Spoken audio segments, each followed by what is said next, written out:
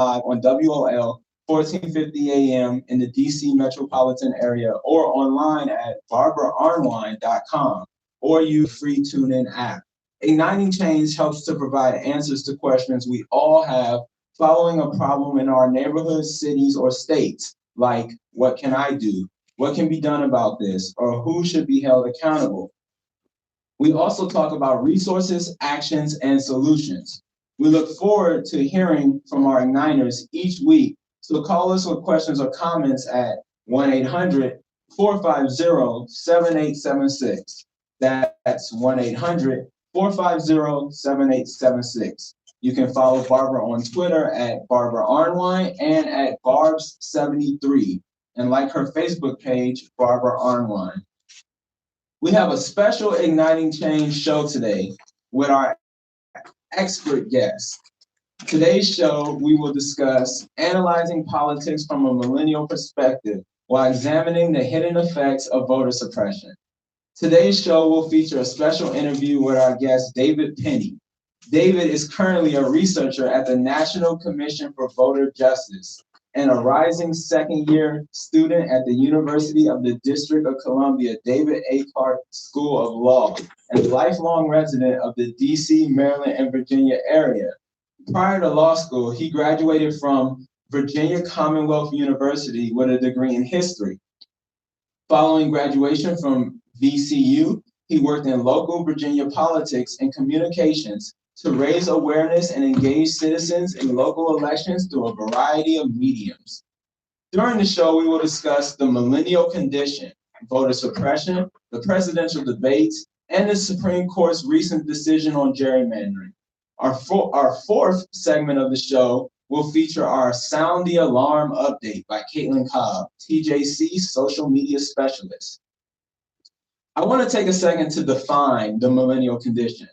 Today in America, the average American millennial has an $8,000 net worth, is delaying life milestones because of student loan debt, and still relies on their parents for money.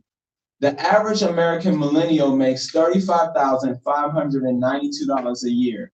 Adjusted for inflation, the annual salary of a millennial today is an estimated 20% lower than the average salary for a baby boomer at the same age. In today's high cost of living, salaries are no longer what they once were.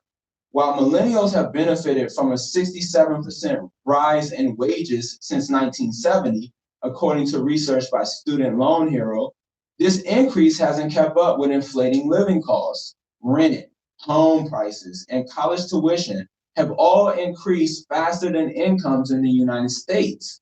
The net worth of Americans ages 18 to 35 has decreased by 34% since 1996. This makes them dramatically financially worse off than older generations. And millennials are less wealthy than previous generations were at their age at any point between 1989 and 2007. According to The Economist, which cited a recent paper by the Brookings Institution, median household wealth was roughly 25% lower for those ages 20 to 35 in 2016 than it was for the same group in 2007. While 70% of millennials have a savings account, 58% have a balance under $5,000, according to the Insider and Morning Consult survey. Despite their best financial efforts, a large debt load is preventing the average millennial from saving as much as they'd like.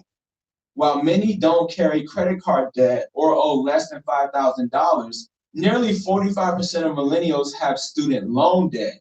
When asked what they would do with an extra $1,000 in cash, millennials were more likely to prioritize paying off debt over saving.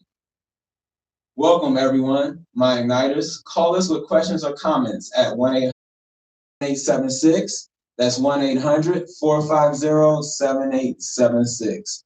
Welcome, David. Can you tell our listeners what you've learned so far working for NCBJ? So thank you very much, Justin. Thank you for having me on the show. So when having the privilege to work for NCBJ, I've learned about the different forms of voter suppression throughout the country, whether it be gerrymandering, in which you can draw up the lines of the state in a certain way to have it where, For example, in Michigan, where you get 55% of the vote Democratic, 45% Republican, and yet end up with the Republicans having more congressional seats on a federal level, and on a state level have that difference be even larger. Furthermore, there's voting rights suppression in terms of having students have to have really extraneous IDs, switching the requirements at the last minute, switching it from having IDs that need signatures on it, just really things that are done in order to keep students from voting or make it more difficult. In Florida, there's a lot going on with former felons returning to society and not being given the right to vote. And even now, they're doing more to cut back on that. And campaign finances as well. So it's basically just doing a lot of things to either remove people from the process or to make it harder for them to stay involved. Wow. That is what I define as the hidden effects of voter suppression, because this is not usually discussed. What has been the most surprising discovery you've made while researching voting suppression? Absolutely. So the most surprising fact to me has been how systematic it is, right? How they can, for example, in Texas, with David Witt, the Secretary of State, he comes up with an idea that 95,000 people in the state voted who were not registered, right? There's no basis for this, right? But he says he's going to go forward with it. And he sends out mailers to these 95,000 people who are disproportionately Hispanic, disproportionately minority, and they have to prove that they're citizens, right? And they do a survey internally to decide, if those 95,000 people are actually, and just from a small sample, all of them were illegal. Most of them were citizens, right? So why should these people continually have to prove they're citizens just because their last name, right?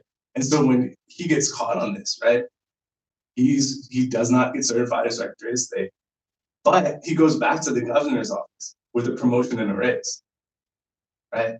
He's not really punished. He gets a slap on the wrist because all these organizations that care enough to make a difference have to spend tons of money, tons of time, tons of effort to hold him accountable.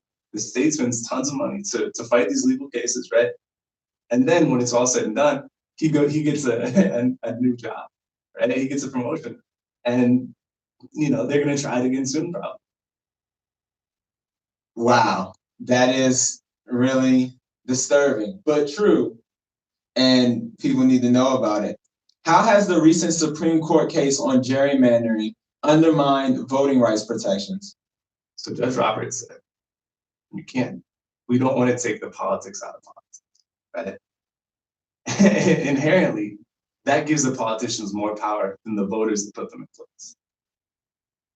Now, if you live in a state, your whole state senator, state representative, the federally as well, congressionally as well, those people are going to be chosen based on how your representatives decide for it to be. And Robert said it's okay if it's overtly partisan. If you live in North Carolina, where the balance, they voted for Obama, wait, but now it's an entirely Republican state. They have 10 Republicans and 3 Democrats because they couldn't do 11 and 2. Openly, they say that, right? This is a way of removing people's right to participate in democracy.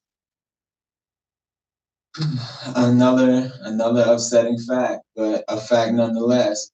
In general, what role has the Supreme Court played in the fight for voting rights? The Supreme Court has made it more difficult for people to get representation, whether it be Citizens United, which allows corporations a massive influence in the political process, whether it be this current rule with Common Cause and Rucho, which allows the gerrymandering, which gets it waters down their vote, or whether it be Shelby versus Holden, which in 2013 removed the clause 4, which essentially allowed states that had a history of racially discriminative voting laws to not have to worry about federal preclearance. Before, because the government knew that these states in the South were more likely to try to consolidate power, to try to hedge power.